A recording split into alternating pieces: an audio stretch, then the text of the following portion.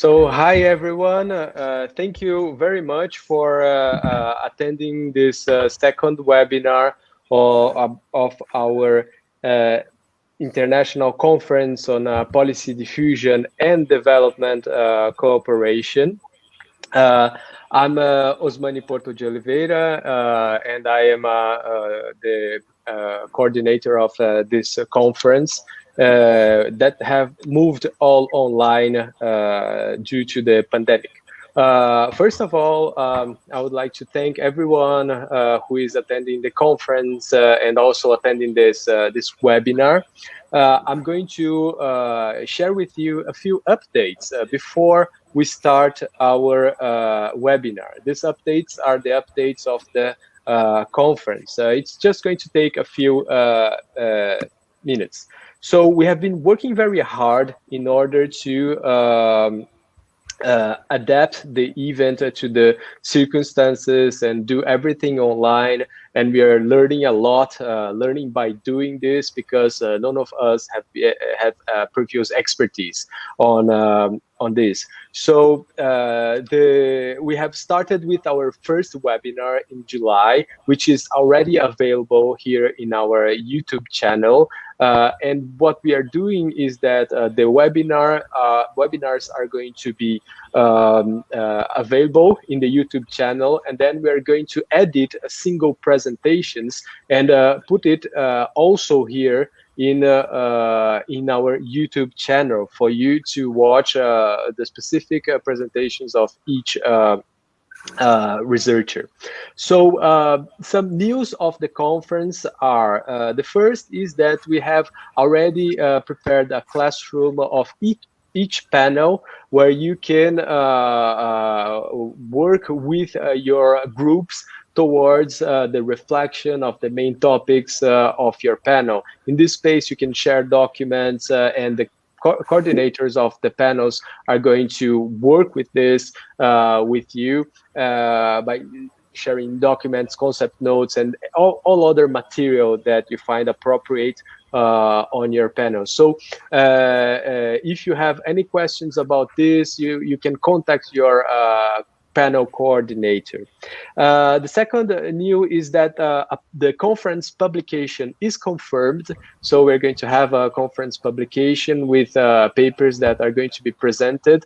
We're going to release soon the information about this, but it's already on our website.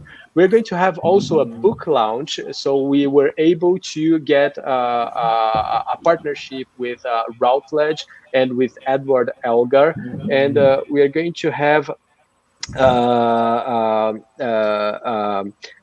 space where not only publishers can advertise their work, but also a space where you can, participants of the conference can also advertise their recent publications on policy diffusion and development cooperation. By the way, Routledge is also a partner of this webinar. And we're going to have a raffle of our book, Latin America and Policy Diffusion, this book here that was published recently, and it was organized by me, Cecilia Osorio, who is with us, Sergio Monteiro, and Cristiane Leite. We're going to select two persons from a list, and in order to participate to this raffle, to have a free copy of the book, you need to fill in a form and subscribe to our YouTube channel. So all the descriptions is below in this video, where you can find all the information. The next webinar is going to be in November, and we're going to release the information of the next webinar very soon. So the last information is that we also have a conference mug. So if you want to have a conference mug, you can download the logo of the conference and print it locally and have very nice coffee during your study or work and research. So these are the news. All the information is regularly posted on our website, so follow policydiffusion.com. Also, all the videos are going to be presented here in this YouTube channel, so don't forget to subscribe in the channel if you want to receive all the news about policy diffusion, and follow us in our social media, Twitter, Facebook, and so on. So thank you very much. And I'll now move the word to Professor Raúl Pacheco-Veja, who is going to start officially this second webinar, Latin America and Policy Diffusion. Thank you very much. So my presentations will follow in two movements. So first, I will talk about the book, Latin American Policy Diffusion, that was already introduced by Cecilia, but I will discuss a little bit about the background and other contributions that we have in this book. For those who arrived now in this webinar, I would also like to inform you that we are organizing a raffle of the book, and the details are in the link below in the description of this video. So this is going to be my first movement, talking about the book. The second movement is that I'm going to present a few research findings about Brazil and policy diffusion, which has been my main object of research in the past years. So most part of the information I am sharing here with you, you found in the book, as well as in an article that I published recently in the Journal of Politics in Latin America, and in the special issue that I organized with Diane Stone and Leslie Paul in Policy and Society, called Transnational Policy Transfers.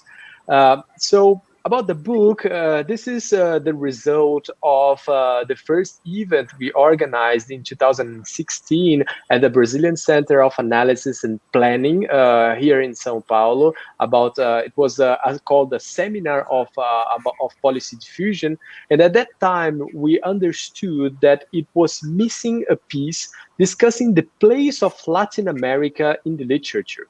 A piece bringing not only the empirical findings, but also some theoretical insights. So as Cecilia mentioned, we are defending this argument around the movement of Latin America from import to export. We use this metaphor, even if at the end, policy diffusion is much more complex than this movement from importing and exporting, and we acknowledge this in the book, but we use this metaphor to refer to a situation where Latin American countries were in recent times started to be protagonists of the so-called global market of public policies, and they started diffusing their own models, their own policy innovations to the rest of the world. So as some of you, especially Latin Americans, might know, it's sort of a common knowledge that Latin American countries were importers of institutions from the global north for a certain period of time. And this is due to the historical relations, such as colonialism, as well as the predominance of European models shaping institutions around the world. But besides that, in more recent times, only a few decades ago, in the 80s, Latin America was also in a complex situation with international organizations such as the World Bank and the IMF that use the mechanisms of conditionality for states to adopt neoliberal policies and state reforms. So we are looking to this trajectory of Latin American countries, and we are seeing a sort of pattern of policy import in this period. However, a few decades ago, Latin American countries also started to develop very innovative policies to solve their problems. And these solutions to social problems especially were produced in very specific contexts of Latin American countries. This context is related to fast-growing urbanization, poverty, hunger, lack of resources, institutional capacity, specific demographic issues, countries with heterogeneous climate and vegetations, and so on. Beside that, these policy innovations were produced in economic and political circumstances that were also particular to Latin America, with authoritarian regimes for some time, and later on in the 80s and the 90s with a significant economic crisis, and when many countries transitioned to democracy. So in these circumstances, different policy innovations were developed to address special social and urban issues, and became international models. So in the book, we can highlight where we want to shed light to a certain number of these experiences. So we are working with participatory budgeting, for example, which was first developed in 1989 in Porto Alegre, that nowadays is present all over the world. And we have two chapters in the book dedicated to this topic. The first is signed by myself, and the other one is signed by Joseph Som. And Joseph Som discussed how La Marsa in Tunisia adopted the experience of participatory budgeting. Bus rapid transit policies as well, developed in Lima, then in Curitiba, in Brazil, then in Bogota, became also a global reference. And this is one of the experiences with also Ciclovia, the cycling lanes that is discussed in the book. Sergio Monteiro discussed these urban policies. Also, conditional cash transfers, as Cecilia Osorio mentioned. We discussed this in the book with the Mexican, the Brazilian, the Chilean experiences, with also chapters signed by Cristiane Leite, Melissa Pomeroy, and in particular, Melissa Pomeroy with Bianca Suyama talks about the role of South cooperation in their chapters. And finally, rural policies as farming programs, which are discussed by Eric Sabuan and his collaborators in the book. In this chapter in particular, there is a very interesting element that comes to the discussion, which is the engagement of civil society in policy transfers, producing a sort of bottom-up dynamic into this movement.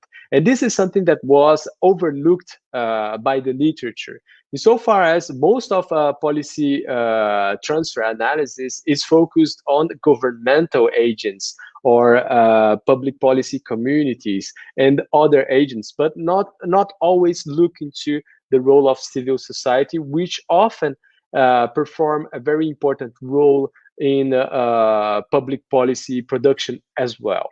So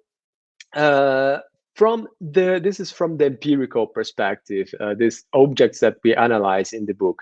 From the more theoretical perspective, we defend in our book two elements. First, as Cecilia mentioned, our book takes into account or argues the need of a pluralistic approach in order to understand policy diffusion. And what do we mean by this pluralistic approach? With the evolvement of studies about how policy travels, different streams of research emerged, often as a critique of previous approaches. In short, we have policy diffusion in political science, policy transfer in public policy analysis, policy mobilities in urban geography, and policy circulation in the French sociology of public action. They all bring very interesting elements for our understanding of how policy move across borders. And we understood that instead of using this or that specific approach, Latin American policy diffusion could be better understood if used a multidimensional approach that can consider and combine elements from each tradition of research. Second, from the theoretical and the literature perspective, we understood also that most part of the literature until recent times, with a few exceptions, have been produced by scholars from the global north or about policies moving between these states, as from the United States to the United Kingdom, or between the states in the European Union, or even moving from these northern states or from international organizations as the World Bank, OECD, among others, but especially from the international organizations to and northern states to the global south. So we argue in our book that Latin America do not only bring fresh empirical evidences to study policy diffusion, but it's also very important for concept and theory building. So chapters in the book, as Cecilia mentioned, are going to consider agents, strategies, and dynamics in policy diffusion, as well as the objects that spread, that is, ideas, knowledge, and instruments. And the final chapter, which is signed by Leslie Paul, is going to bring this discussion about resistance in policy transfer. And at that time, Leslie Paul was thinking about the Brexit as one of the major examples of resistance to policy transfer. And as Cecilia mentioned, and Raúl just also brought some elements to this, the COVID situation nowadays is a very interesting empirical setting to observe resistance dynamics. We can see some countries rejecting or resisting to protocols produced by the World Health Organization, or resisting to be part, to continue to support important international organizations such as the World Health Organization. Among other things, there are different types of resistance to COVID-19 responses. So this is from the most theoretical and conceptual and literature part of the book. Now, I would like to move to my second movement in this presentation, and is to look to the specific case of Brazil. And this, in the past decades, Brazil was a very interesting case of policy diffusion, policy transfer, and especially of policy export. So let's take first, for example, participatory budgeting. Participatory budgeting was first implemented in Porto Alegre as a radical democracy experience, and the city developed a method to include citizens in the budgetary allocation. So participatory budgeting started to get internationalized in the mid-90s. And in order to achieve this, mayors and the staff of Porto Alegre who were doing international roadshows to advertise and advocate participatory budgeting abroad. They were also hosting events about participatory democracy and social movements. Let's, for example, remember the size and the importance in the first decades of the 2000s of the World Social Forum. Also, Porto Alegre authorities were engaging a lot in transnational networks and building institutions in the city to work directly with international affairs as secretary of international relations. A few years after the implementation of participatory budgeting, this policy was getting the attention of the international organizations such as the United Nations, the World Bank, and the European Union that supported in different ways its diffusion. Nowadays, according to the recent Participatory Budgeting Atlas, which was released last year, there is around 10,000 experiences of participatory budgeting around the world. I'm not going to get into the details here. You can find more about this these details in the articles and the book I mentioned, but I wanted to move to the national level of the Brazilian experience in recent years to explore some similarities. So it seems that a strategy followed the same path in the national level when the Workers' Party took office. At this time, it was not with participatory budgeting, but with a wide range of social policies, in particular conditional cash transfers and food security and family farming policies. So the story, of course, it's much more complex than what I'm going to say, but I'm going to try to summarize, to distill a few elements that I find important to analyze policy transfers from the Brazilian case. So Brazil was engaged a lot in the South-South cooperation, but most part of the projects were to share knowledge about Brazilian social policies with other countries. The coordination of these relations was done by the Brazilian Agency of Cooperation. Meanwhile, the implementation was done by sectoral ministries. So let's take, for example, conditional cash transfers. The staff of the Ministry of Social Development was often traveling to assist other countries in the design of social policies involving conditional cash transfers. Besides that, international organizations as the World Bank were very interested on the Brazilian model and recommended it internationally. The Brazilian visibility and action grew exponentially, up to a point that the Ministry of Social Development was receiving hundreds of foreign delegations interested to learn more about Brazilian policies. The Ministry of Social Development started then to organize an international seminar every year to concentrate this movement of social policy and tourism in Brazil. And this helped to increase even more the transfer of ideas, knowledge from Brazil to other countries. Besides that, when Lula was in office, he used his presidential diplomacy to advertise Brazilian policies of his government in the international arena. In different speeches, he was talking about conditional cash transfers and other social policies.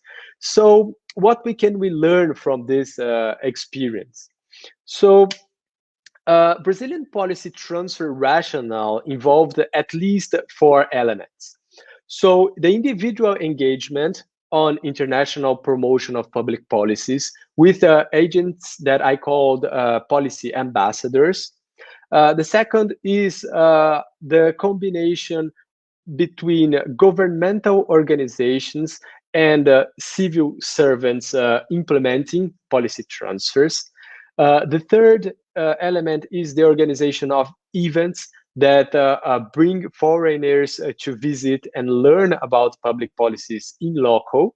And fourth, we need to add to this dynamics the support of international organizations, the United Nations, the Food and Agriculture Organization, the World Bank, among others.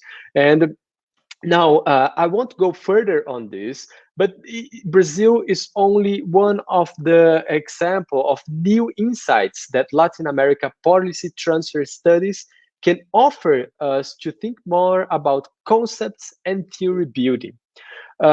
If we consider what have been happening in Brazil in recent times, we are also going to notice a different type of movement of not a proactive engagement of policy export, but an engagement of policy import and the creation of new circuits of policy transfer with another group of countries, which is not the previous one, which were especially the South, inside the South-South cooperation.